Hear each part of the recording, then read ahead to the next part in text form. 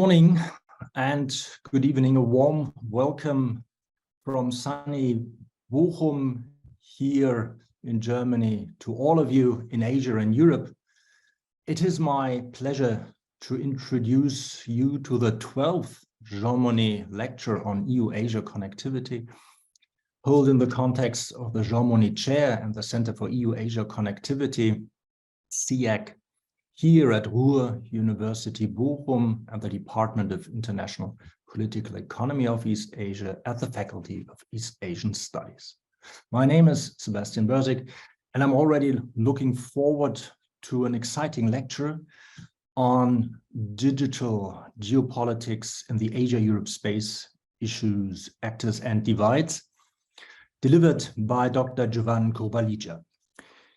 The overarching question that we will tackle today and deal with is probably the question whether the international strategic environment will trigger the fragmentation of the digital space and the possible role of Asia-Europe connectivity in that. How does hard data flow infrastructure between Europe and Asia develop? Will there be a shift of traditional maritime routes of sea cables? And if so, why? What is the geographical distribution of data centers in Asia and Europe worldwide? And why is that relevant when we discuss geopolitics? What are trends in geoeconomy, in the geoeconomy of tech platforms and e-commerce? And to put this in a broader perspective, what is the digital dimension of regional integration and cooperation? Will it lead to fragmentation of world trade and e-commerce? Or is an inclusive, globalized e-commerce regime politically feasible? What is the role of the WTO, other international organizations, the United Nations as well, and those of non-state actors and private and the private and public sectors? Our speaker, Dr. Jovan Kurbalija, is one of the leading experts to discuss these questions. He is the founding director of the DiploFoundation in Geneva and the head of the Geneva platform, internet platform, as well as a visiting professor in the EU International Relations and Diplomacy Studies Department at the College of Europe at the Bruges campus. He has been dealing with cyber diplomacy since the early 1990s. He was a member of the United Nations Working Group on Internet Governance. He served as co-executive director of the Secretariat of the United Nations High-Level Panel and Digital Cooperation. And one reason why he did all that was that he is a former diplomat and he has a professional and academic background in international law, in diplomacy, and information technology. He is also the author of a book named An Introduction to Internet Governance, a textbook for academic courses worldwide. And he is with us today. So, Jovan, the floor is yours. Thank you, Professor Bersick. Thank you, Sebastian. It's a really great honor to be today here. What I have been following in your work, in your activities, is always attempt to revisit important issues based on the facts, evidence, but also to trigger new thinking out of the box, because we do not live in the usual ordinary time, as we are aware. There are many shifts from our personal lives to geopolitics, and that's great context for our discussion today. Given the excellent audience and community that your university is gathering, I'm sure that there is a lot of expertise in the room. Therefore, I'm really looking forward to our discussion, questions, comments, and the different views. And that's basically what makes me really exciting on this rather gray day in Geneva. I'm connecting from Geneva, it's raining. And that's basically the overall context. Let me now share a few images. I don't like PowerPoint particularly, but I think images could help us, especially when we discuss geography and we try to anchor the discussion into among other things, geographical maps.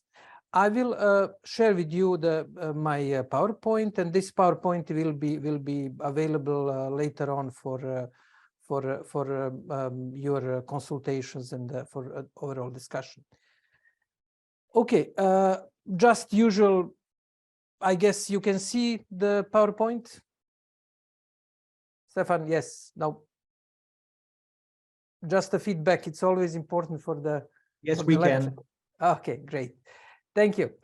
As I indicated, what really matters for our discussion is today to see what's going on and to take different perspectives. Some existing thinkings are not providing us with the answers of the crisis, recent crises, definitely with Ukraine war, but I would say series of crises which could be traced back to 2008, where the current globalization started shaking with financial meltdown.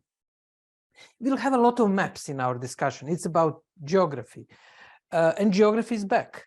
We were naively taught 20 years ago that there was the end of geography. You know, there are many ends, but one of the really problematic ends was the end of geography. It was a popular statement in academia, but we are anchored in geography. And I will be arguing, and I'm now posing this as a challenge to the audience, that there is no cyberspace. There are cyberspace agencies in China, US, Europe, but what you are experiencing now, my talk, is delivered through the physical means, including wireless cables which carry the electrons and the waves through the submarine cables to your screen, your computer, wherever you're located. The fact that it is happening in milliseconds and very fast, it doesn't mean that there is no geography. Therefore, that's the first postulate for thinking, revisiting some of the thoughts that have been developed over the last definitely 2 decades, that there is a cyberspace or now metaverse, or you name it and you have it. The second point, I would like to bring the real people. This lady is from the suburb, I think, of Tbilisi. You will receive the link about it, who one day was cultivating her garden. And suddenly she saw the special unit of the Georgian military landing in her garden, like Martians, equipped with all equipment. And it happened that she cut the main fiber optic cable connecting Georgia, Azerbaijan, Armenia to the rest of the world. There was a blackout for about half day. That's vulnerability of our internet. And I will later on focus more on it. There is very little discussion about vulnerability of the internet. Then there is general question that we are currently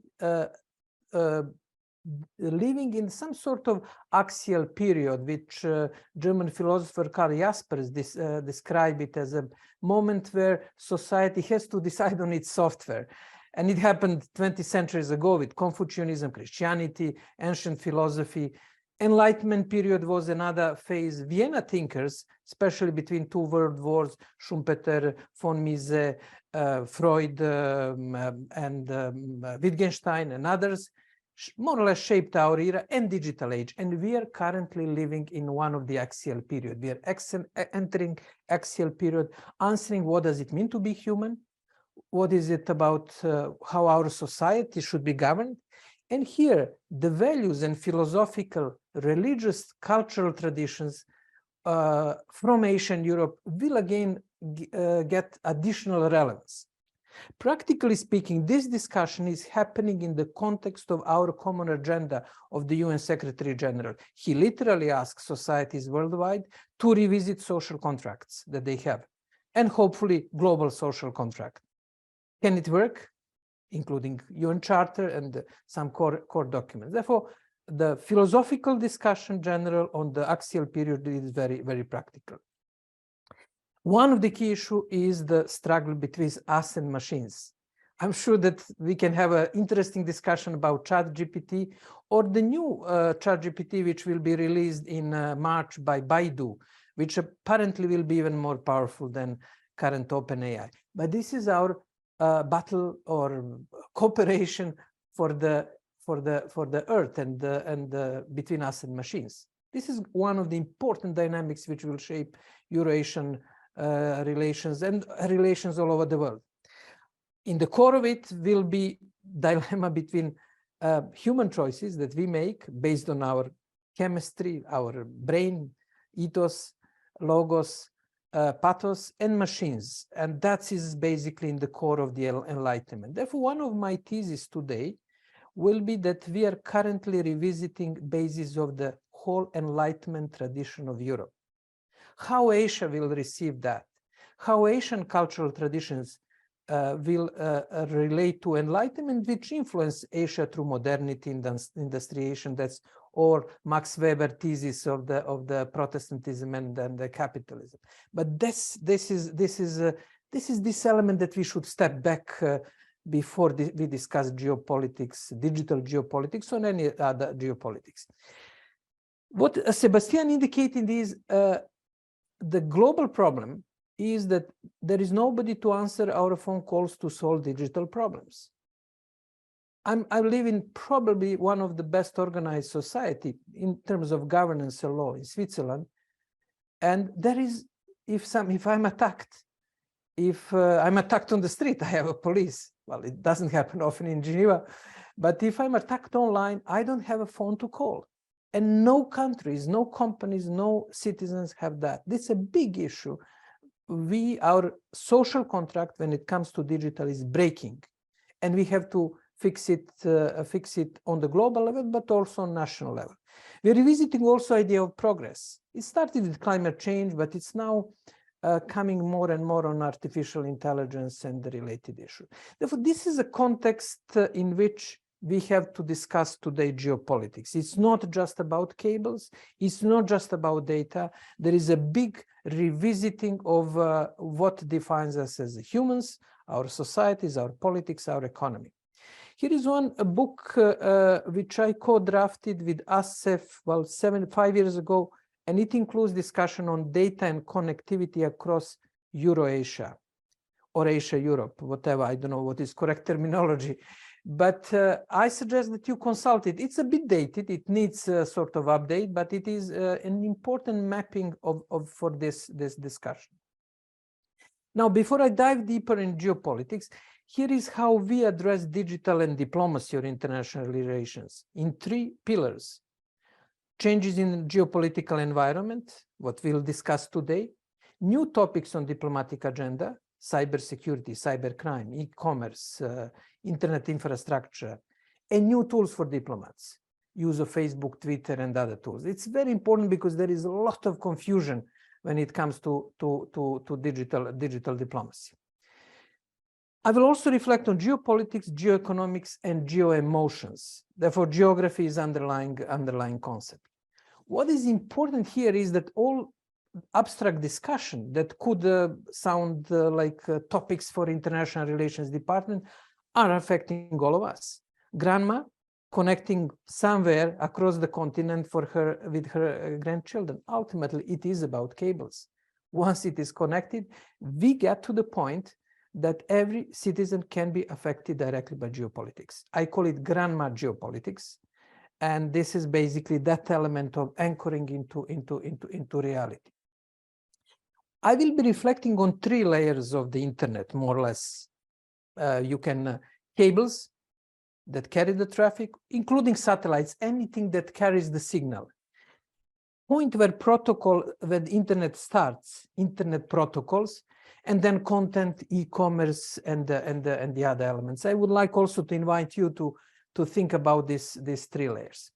We are back to the cables, and the cables. There are more than 1 million kilometers of submarine cables, and slightly less of overland cables. Here is a map of submarine cables.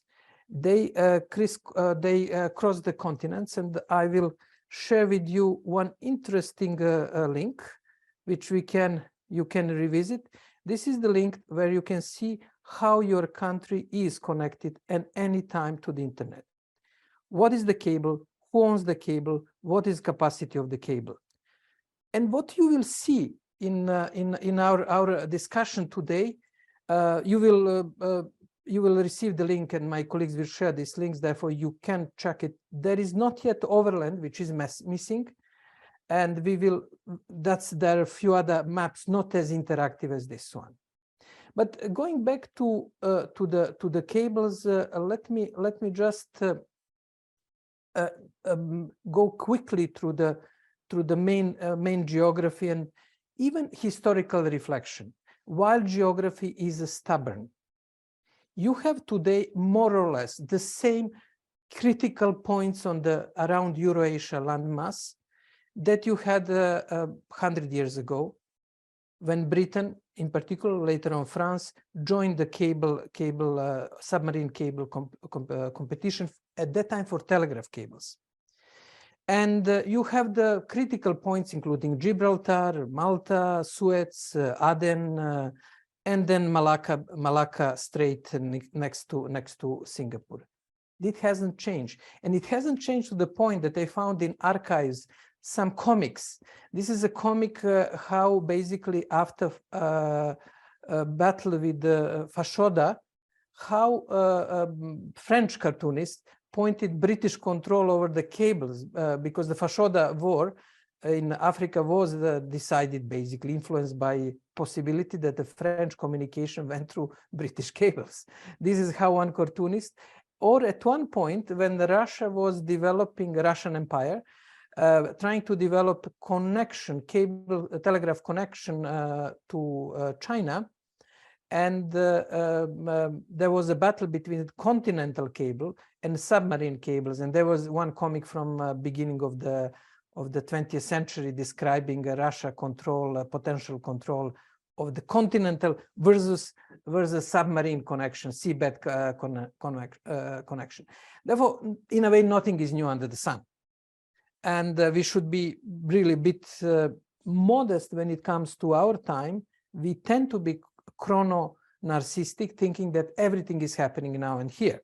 But things have been discussed and happened throughout the history. We can learn something from old books. Here is also what's going on through these cables. And this is the map of connections of data traffic. You can see a few, we won't go into details, but you can see, for example, that most of Latin America is connecting literally via one building next to Miami Airport, Gate of Americas. Most of Africa is connecting via few points in UK and Marseille, for example, is an important part. And Asian connections are distributed between Europe and the United States. And that's already interesting that you can see in this geography, digital geography, there is no traditional east-west connectivity. There is more north-south. And today I would argue that we are living in the major shift from traditional east-west geography to north-south geography. Obviously, Ukraine war contributed to that fracture in the Euro-Asian dynamics. On this journey, there are few points which are critical. There are a total of 24 critical points for internet traffic.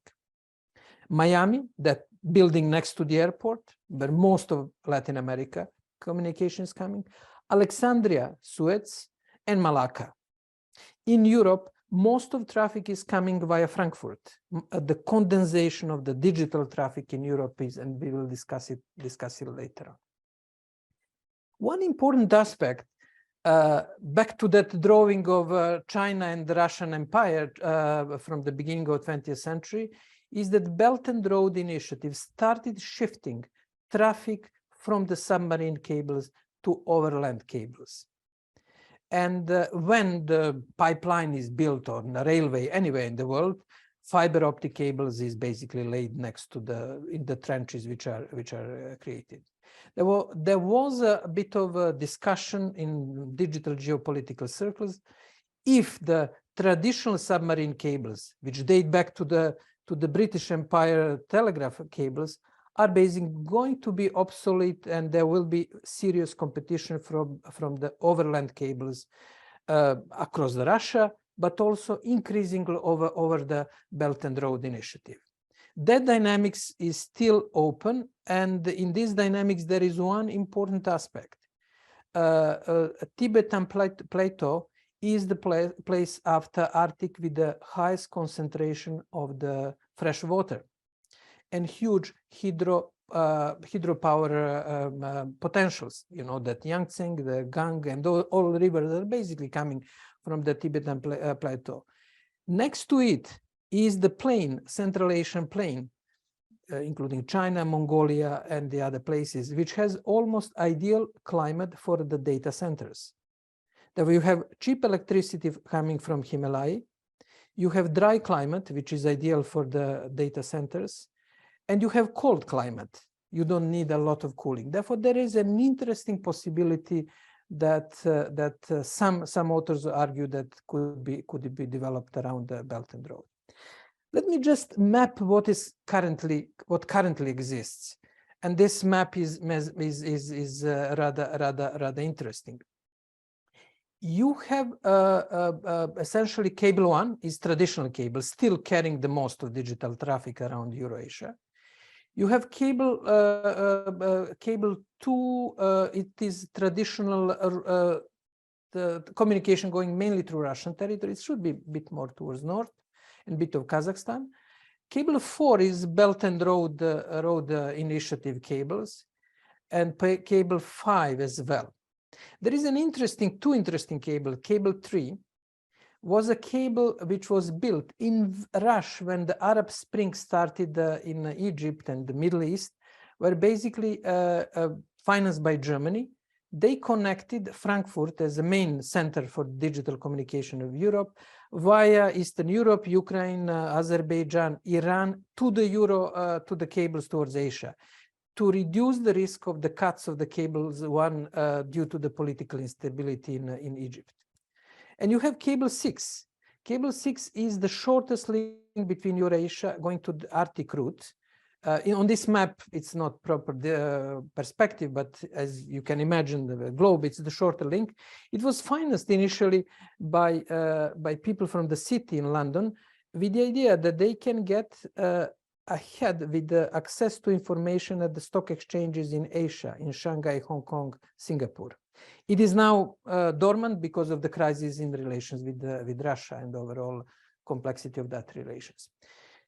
Now I'm coming to another point, which is important. It's European internet connectivity, which is more north-south connectivity, with Frankfurt being the main center, Basel, Amsterdam, London as one hubs.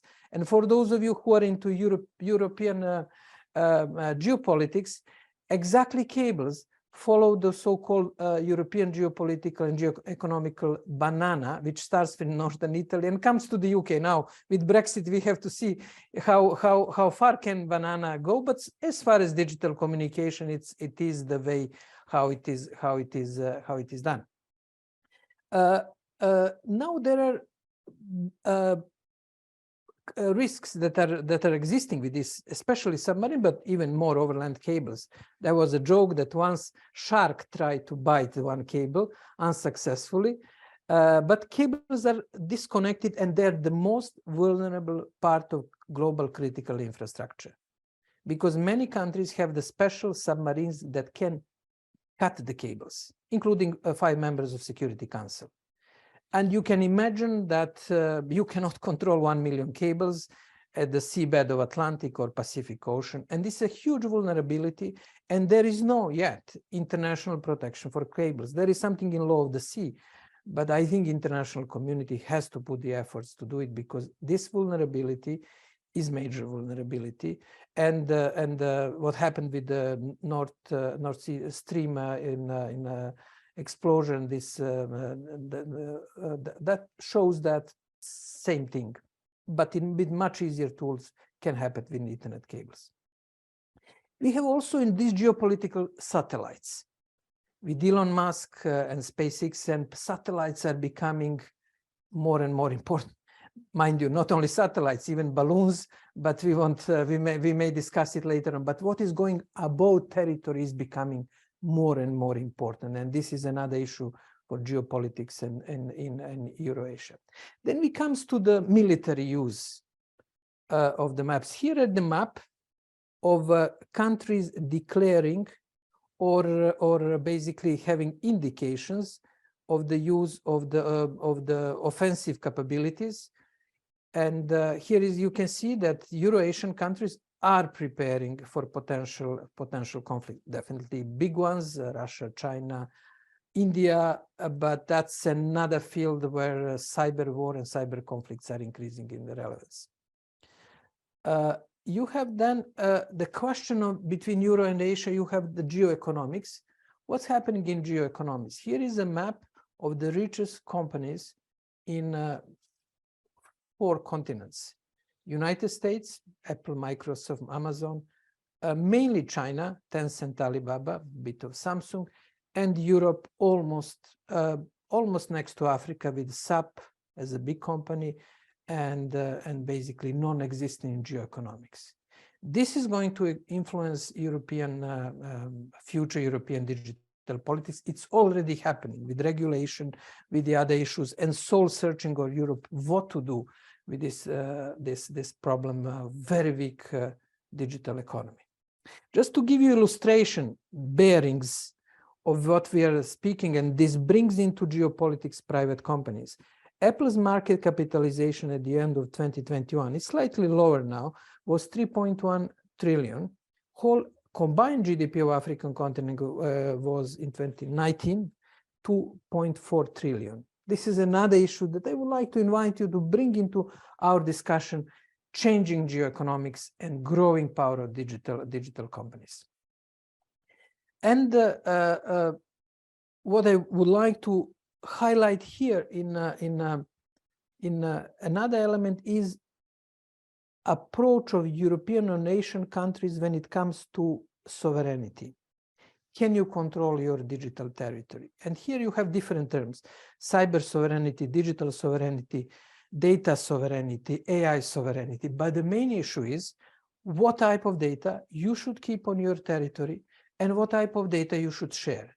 This is going to be the major geopolitical issues, as Sebastian indicated, discussed in WTO, World Trade Organization, here in Geneva, but also discussed all over the places with more or less 2 camps. One camp in this, let's say, range is free flow of data, mainly OECD countries and mainly United States, for obvious reason that digital industry is really strong in the United States, but supported by Japan, Singapore in Asia, Australia. On the other side, you have countries which control access to the digital space. China has quite powerful through these copycat companies. Russia introduced control even before the Ukraine war. And then you have countries which are in between, trying to see what is the optimal space. India is, for example, put during the G20 presidency very high on the agenda, data as development issue. And Indonesia as well is trying to see what type of data can they use the data as economic resource, among other things. But what that will be quite important debate. And on the issue of geography, I would like to just point to one important development, which is a geostrategical development of far-reaching consequences that I would like us to discuss today, but also for you to put it on your, if you can call it, a radar or mental map of new developments. This is major shift from east-west communication to north-south connectivity. It's happening, as you saw, with this geopolitical banana in Europe, historically. It is happening now with the 3 Seas initiatives linking the Baltic to Adriatic. It's happening in Asia, where India's presidency of the Shanghai Cooperation Organization focuses, and you can see the article from a Samarkand declaration calling for enhanced connectivity between Central Asia and South Asia. Now, what we are going to see as a major shift, the major trend is that that shift from the east-west communication towards the north-south. In east-west communication, the major battle will be between submarine cables and continental cables. And obviously, Ukraine war and the major impact of Ukraine war on the global geopolitics will influence that possibilities for east-west west communication. All in all, we have to see how what traffic carries, for example, this Zoom call, where the cables are, how they're protected, and how this what going on cables data is basically governed, managed, used by countries. And ultimately, all of these issues come to the citizens. Citizens, because any disruption of the internet, any unfair regime, any misuse of data is basically affecting the citizens directly. Therefore, this is from the geopolitics to via geoeconomics to what we can call grandma or grandpa geopolitics. Euro-Asian continent, because of its enormous economic and digital power, will play crucial role in this new social contract about our digital future. Sebastian, over to you. That was a tour de force, I should say. And you really took us with you, and we entered this this digital space that actually is far more material than we used to discuss it and conceptualize it. This is what a main point, right? So it's actually it's the material technologies that are needed and that are located on the surface and subsurface of this planet, and actually also outer space, so to speak. So these are another three layers that you introduced here. And you very much focused on the vulnerabilities that come with this, and you also pointed out that you pointed out that there is a need for governance, since we do live in a situation that is to a high degree anarchic, as you pointed out. Where this government directory is needed. However, there are actors who are already engaged, and but they also do they have different concepts of how to approach the issue of regulation, of governance. Let that be a more government based approach, or what is called multi-stakeholder approach. You pointed out to the importance of citizens, so I suppose that you're you're very much in favor of the multi-stakeholder approach. Maybe we can also touch upon this. Well, let's stay with this aspect of vulnerability, since you have very much pointed this out. And before I continue, let me also re-emphasize that our audience, please do come up with your questions and comments and put them in the Q&A chat, in the Q&A bottom. So you said that the Eurasian landmass is key in this epic battle that we are facing. Why is that exactly? I mean, there are all those knots, and there's this network, right, which is threatened by fragmentation, yeah. But where does Euro-Asia come in here specifically? What does this mean for the world? And is there actually a kind of responsibility for European and Asian actors to act?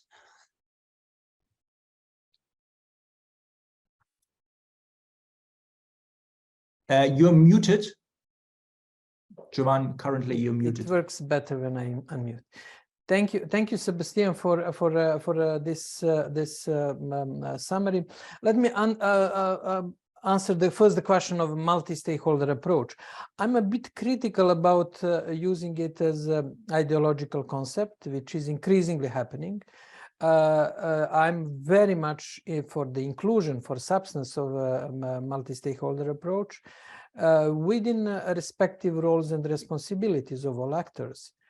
Governments have a responsibility to deliver public good, to ensure that law is observed, that somebody can protect us online, but they cannot do it alone. They cannot do it without participation of tech companies, which, as we saw, are extremely powerful. Yes, by all means, multi-stakeholder inclusive approach is important, but with more clarity, what are the specific roles?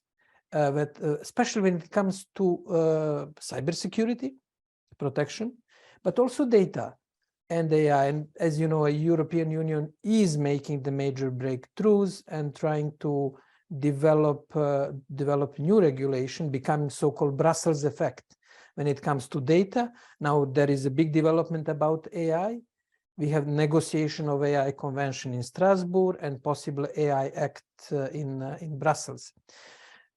More or less, many countries, including Asian countries, are following what's going on in Brussels because Brussels has a might to challenge big tech companies, not small countries, but even bigger countries. For example, China more or less copied, and we were sort of shocked or fascinated how similar their data regulation is to GDPR, General Data Protection Regulation of the European Union.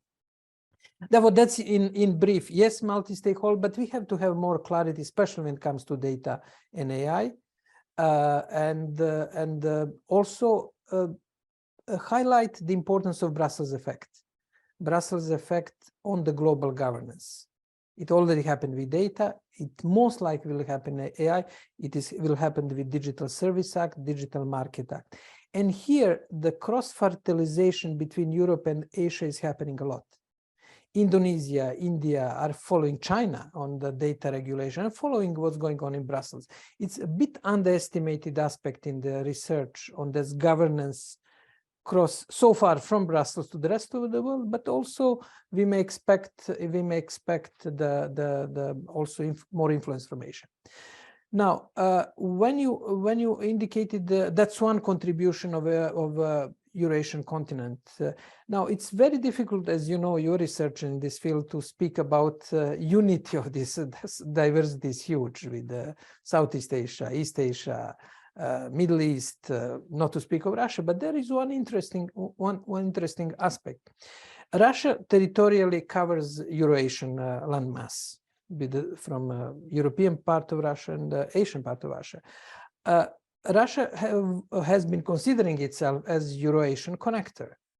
And sometimes in Eurasian cooperation, including digital ones, Russia is not very enthusiastic to participate in other regional and other activities because it is the only country which is, if I'm correct, well, Turkey is a bit, but it's on the completely Eurasian country. Therefore, there is that dynamics which is very important in digital realm. Then there is this Belt and Road West-East connection, mainly West-East connection, with centrality of the Western China. As we know, Xinjiang, there are political controversies, there are the open issues in the region, but that will be probably possible nexus of Eurasian continent for the reason of these data centers. That has to be watched carefully, that development. Cheap electricity, data centers, plus submarine cables, which are already laid in the Belt and Road Initiative. The last point in this development is that India is becoming an increasingly powerful country. India is geopolitical darling, together with, I would say, Turkey maybe. Obviously, many events in India. India is chairing G20, Shanghai Cooperation Organization, and other issues. Therefore, the role of India as a sort of interesting advanced IT country, but still development country with quite a few policy problems internally, including the country with most internet shutdowns, country with understanding of these problems and addressing them in democratic and political environment. That will be an interesting place to watch in this Euro-Asia dynamics, I would say. If I would put as a top digital geopolitical focus, is definitely India. And then most likely ASEAN countries, which are integrating increasingly into internally via use of digital means. Let's stay with state actors. We do have a question, and you already answered it in parts because you referred to India. And the question is about the role of China. The question whether whether we can expect or should expect a Chinese dominance in the field of digital geopolitics, or whether the future will be about the conflict between the US and China, and the EU won't have much to say. That is, well, revisiting the Brusselization effect, so to speak. What is your take here? I mean, what about the role of the United States then? Okay, here is an interesting, very interesting development. Thank you for this question. My bet is that there is a strong push for the dual digital geopolitics, mainly between China and the United States. You saw this division of the power of the companies, and you see the biggest bubbles are mainly the United States and China. And it is not surprising. The first tension in the US-China relations started in digital realm, with blocking Huawei and clean technology by Trump administration, and rare earth materials and the other developments. Europe, there is always, when you have two strong centers, there is always attempts to have the third one in between, you know, from non-alignment movement historically. By the way, Prime Minister of Singapore called for digital non-alignment. And I think what India is trying to do is currently to create this third center. Europe tried it 4 years ago with the President Macron during the Internet Governance Forum in Paris, calling for the third way, basically arguing that between China and the United States, Europe, together with like-minded countries like India, Indonesia, Brazil, IPSA countries, I would say, South Africa, can create this third way, because Europe more or less share the similar problems of the other countries. We can call it that Europe is, in a way, it's sending its data mainly across the Atlantic Ocean, and in exchange is getting services. This is the business model which other countries are experiencing. Therefore, Europe geoeconomically, not geopolitically, is very in similar position to the developing countries. Therefore, that was President Macron's call, but it's died away, and Europe is now have to see how it will navigate this new dynamics. Obviously, Trade and Standardization Council between US and Europe is addressing some open issues, and open issues between Europe and US are becoming less and less prominent. You have taxation, but OECD is addressing this, that basically tech companies do not get the taxes and here the France, Germany, Spain are very prominent. They say, hey, if Facebook makes money in Germany, we want that Facebook contribute to our budget to fix the roads, pay the schools. I'm now simplifying this, but that issue is now going to be addressed in the OECD taxation regulation. Then you have the question of data, and maybe question of security of data. Max Schramm's rulings of the court that there is no surveillance over data. And there is another issue which is now becoming very important about net neutrality, Fairness Act. It's now raising in relevance in Brussels, that telecom companies of Europe is saying, hey, we are investing in telecommunication infrastructure, and US, mainly US, to some extent Chinese, but in this case mainly US, companies are getting all benefits. We want some share of the pie. that's emerging as the third point, but I don't see that as a major. I would say digitally transatlantic divide was much broader, let's say 7 or 8 years ago. It's shrinking digitally. There is more closeness. Therefore, in this context, in brief, there will be ongoing battle between China and US. It's now completely clear, even with the risk of banning TikTok in the United States. Well, China de facto banned all major internet companies through the copycat resolution. Europe getting closer because overall geopolitics, especially after Ukraine war, to the United States, and countries like India, Brazil, South Africa stepping in this vacuum and trying to develop, let's say, third pole, especially around the question of data. That's big issue. Therefore, this is more or less geopolitics. For Europe, is the key question is if Europe is going to basically shift more to this third dynamics or more towards the United States, especially if it resolves all open issues around taxation, around data, and fair share of telecommunication costs.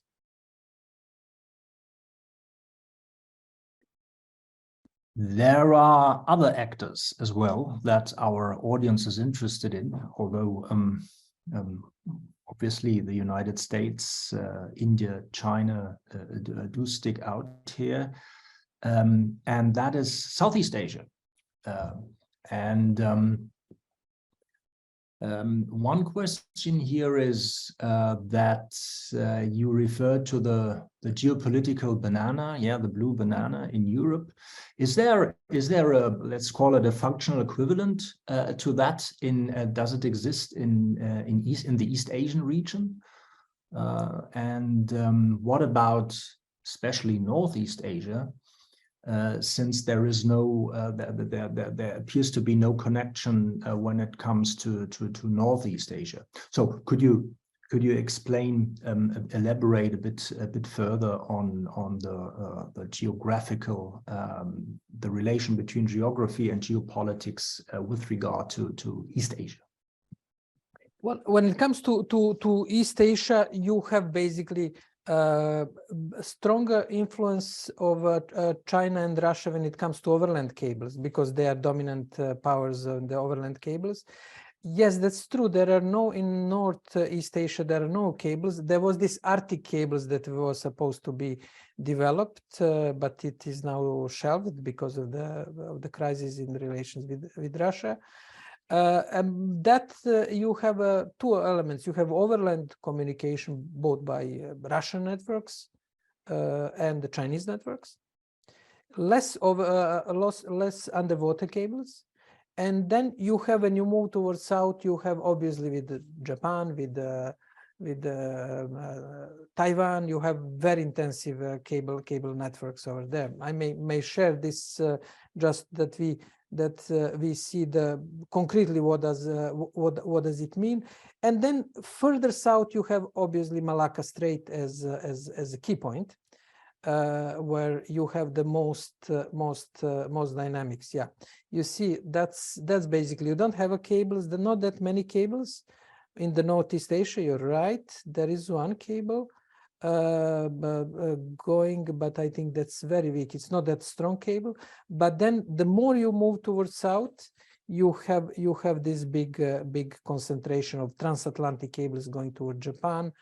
You have Russia Japan cable, and obviously high concentration. I don't know what would be the shape. We may invent some shape of that, but that's basically where is the huge concentration between South Korea, Taiwan, and then obviously Malacca Strait. Malacca Strait is key for the communication. I'll just try to enlarge to see what is the concentration of cables in Malacca Strait. It is unbelievable. And there were some attempts to cut. You see here is the cut, Asia, Africa, Europe cable. It's cutting across, I think, in Thailand, to reduce the risks of Malacca Strait cables. Over to you. Yeah, thank you. We do have another question that relates to, well, to the normative field. Let me quote it. China is likely to lead the world in this field because of their ideologies and their approach to politics and economics, meaning China has short implementation processes because it is not a democratic country, end of quote. So, well, this obviously brings in the question of well, the role of political systems, the role of norms here, and it reminds me of this of the semiconductor, of the area of semiconductors, and where the United States recently has come up with the idea of a democratic semiconductor supply chain. Yeah.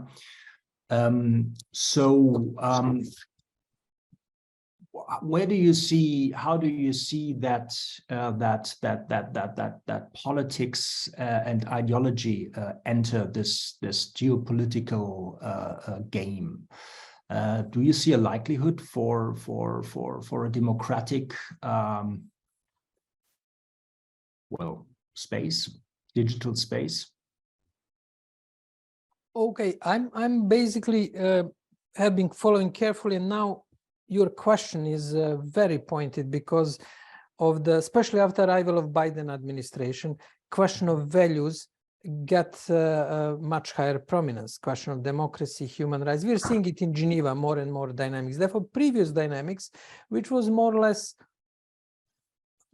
relevance of human rights and democracy, but slight more prominence to economic integration, cooperation, and supply chains, especially in Eurasia relations. Therefore, that was more or less the tacit deal, let's say, till arrival of Biden administration, and I would say shift in Europe in this discussion. And digital space is the first battlefield. You can see it around, you mentioned semiconductors, but you can see also around Huawei controversy. You can see now around TikTok. You can see recently India banned quite a few plugins, apps, Chinese apps. Therefore, that is going to be values. The whole question of values is going to raise in prominence, which is basically going to lead towards, in my view, disintegration of the internet. Disintegration, not necessarily on technical level, on this basic level of cables. We should keep in mind that even today, one infrastructure that works between Ukraine and Russia is internet. You can still send email from, I don't know, Odessa to St. Petersburg or the other place. This is usually underreported in media, but internet remains robust even in this case of conflict. But I think values will basically, value-centered dynamics will, or ideological, more ideological from the, let's say, China side, will lead towards the further disintegration of the internet. And this is the question if this third pillar will find some sort of convergences, third pillar around India, Brazil, South Africa, which are democratic countries with respect for human rights, but also countries who can have understanding for different value system. We can expect that the concept of Asian values will gain in relevance. You remember that it was very popular with the Prime Minister Mahathir from Malaysia, and also used by Lee Kuan Yew in Singapore, that we can expect, and it will be happening in digital realm, and especially around the question of artificial intelligence. In artificial intelligence, you can already see two dynamics that Asian countries are shifting more towards ethics discussion, while especially last 2 years, Europe and the United States are shifting more to human rights, protection of privacy, freedom of expression, diversity, and other issues. That I can see the two news.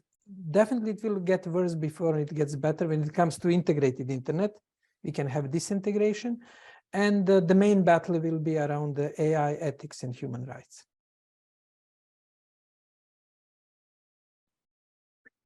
Yeah, thank you. Thank you for that. And we have two more questions that we can deal with in the remaining time. I hope so. And one again goes back to the map, to geography, and brings in Central Asia. In your talk, you mentioned that Central Asia was geographically well situated to run data centers, right? So what is the role of Central Asia in becoming a global center for data centers? What are the impediments? Why is it well suited here? Good. Well, based on parameters, if you want now to establish data center, you won't establish it, I don't know, in Egypt or Malta or Ecuador, or the places which are and that's you may establish it in the Sweden, Finland, but towards the north, where it's simply cooler, or in Canada. That's the first point. You need cheap electricity, you need dry climate. If you just make your decision based on that. You have proximity of two major markets, Europe and Asian markets, which is also important because the land is quite important. And at one point, we were carefully observing that most of China Bitcoin facilities were based in Western China. And as you know, Bitcoin requires a lot of processing power. And some analyses were saying, okay, via Bitcoin, basically China is establishing big data centers in Central Asia, which in the future, today's Bitcoin, tomorrow could be data processing or application processing. That was a bit of reverse when China banned Bitcoin 2 years ago, but some data centers moved to Mongolia and Kazakhstan in particular, in the same region. Therefore, that's an interesting movement of data center Bitcoin processing facility, but this is basically more or less the same. You know, you need computing power to process that, and that was an interesting movement. And that's basically, yes, ideal places when it comes to climate, geopolitically, obviously major concerns, market economy wise close to big markets. Therefore, we'll see. But I think geopolitics will determine that, if this potential will be realized or not. That will be the major issue. Yeah. Final question that goes to your to the third way. Could you elaborate a bit further on that? That is to say, how can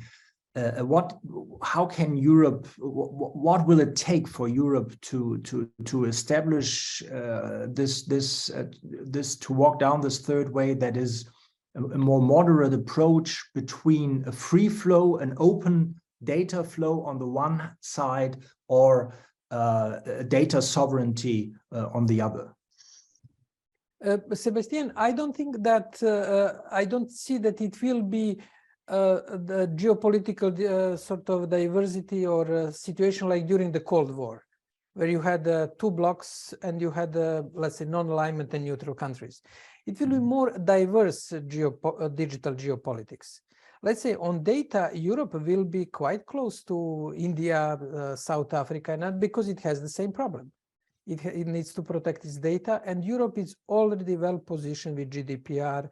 It has authority, Brussels effects is working.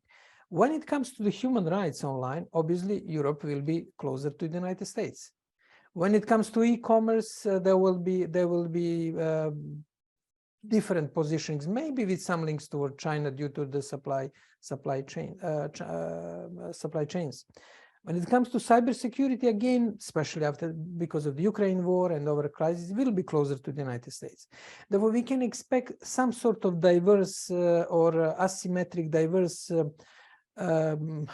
structure of European positioning when it comes to the digital geopolitics.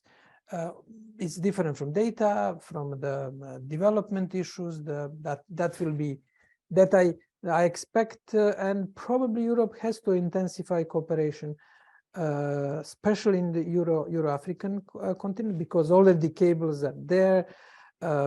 many, there is a colonial legacy, but there is also professional links between European technical elite and African technical elite.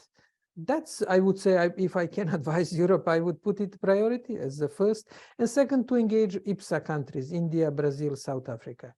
Those countries will chair G20, India this year, Brazil next year, South Africa 2025.